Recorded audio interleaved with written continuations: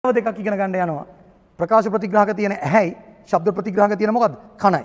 ගිය සැරේ විභාගෙට ඇහැ රචන එකක් ආපු නිසා මේ සැරේ විභාගෙට කන එනවා කියලා කියන්න බෑ.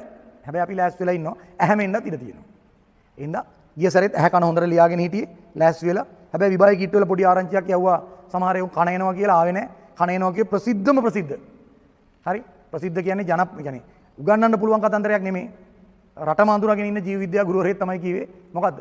කන එනවා කියලා. නමුත් එයාගේ දිස්ත්‍රික්කෙත් ප්‍රතිඵල නැහැ, පළාතෙත් නැහැ. නමුත් තාමත් එයා ඔය විවිධ පොහොර ගැනීම ඔය කී ඉන්නේ නේද? එයා තමයි කිව්වේ කන එනවා කියලා. නමුත් ආවේ නැහැ.